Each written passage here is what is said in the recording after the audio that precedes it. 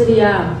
Okay, பாருங்க ஏசப்பா சொல்லியிருக்காரு 2 தீமோத்தேயு புஸ்தகத்துல 7ஆம் வசனம் சொல்லுது, தேவன் நமக்கு பயமுள்ள ஆவியை கூடாமல் பலமும் அன்பும் தெளிந்த புத்தியும் உள்ள ஆவியை கொடுத்திருக்கிறார்.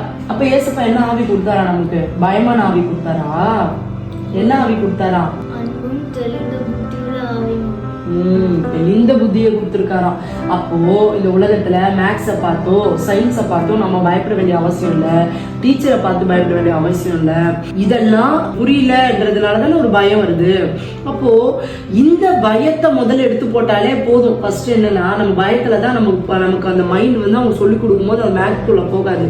அப்ப முதலாவது நம்ம சரி பண்ண வேண்டியது நமக்குள்ள இருக்கிற பயத்தை தூக்கி வெளியே போடணும். ஆண்டவர் நமக்கு நல்லா தெளிந்த புத்திய அன்பும் தெளிந்த புத்தி உள்ள ஆவியை கொடுத்திருக்கிறார். சோ இந்த ஆவியை பெற்றிருக்கிற நாம், ஆண்டவரே எனக்கு நீங்க நல்ல தெளிந்த புத்தியை கொடுத்துருக்கீங்க, மிஸ் சொல்லி கொடுக்கறது எனக்கு புரியணும், எனக்கு கிருபை தாங்கன்னு சொல்லணும். நான் மம்மி டெய்லி உனக்கு என்ன சொல்றேன், படிக்கிறதுக்கு முன்னாடி முதல்ல வேதத்தை எடுத்து வாசிச்சு 5 நிமிஷமா ஜோமெண்ட் படிக்கணும்னு சொல்றேன். அதை செய்றீங்களா நீங்க?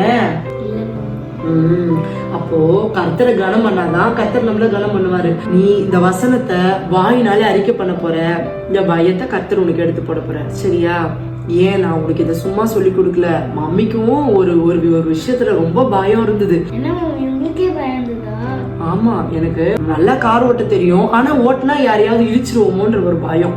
ஆனா எனக்கு அப்போ இந்த வசனம் தான் ஞாபகம் இருந்தது. அப்ப நான் உட்காந்து 1 மணி நேரம் இந்த வேத வசனத்தை சொல்லிட்டே இருந்தேன். அதற்கு பிறகு நான் காலையில போய் காரை எடுத்து நான் ஓட்டினேன். எனக்கு அந்த பயமே போயிடுச்சு. இன்னைக்கு நான் எவ்வளவு லாங்லாம் கார் ஓட்டிட்டு போறேன், பயமே இல்லை. அப்ப ஏன் வாழ்க்கையில ஏசப்பா இந்த வசனத்தை நான் ப்ளே பண்ணும்போது அந்த பயத்தை ஏசப்பா என்னை விட்டு எடுத்து போட்டு இன்னைக்கு நான் நல்லா டிரைவ் பண்றேன், எனக்கு ஒரு பயமும் இல்லை. அதேதான், மேக்ஸ் மேல இருக்க பயத்தை நீ துரத்த முடியும்.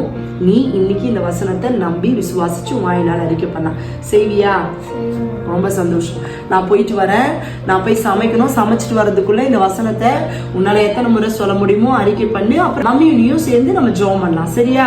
மண்டே ஸ்கூலுக்கு போயிடு. இனிமே எந்த பிரச்சனைக்காகவும் ஸ்கூல்ல நான் ஸ்கிப் பண்ணுவேன்னு சொல்லவே சொல்லக்கூடாது. சரியா? ஓகே.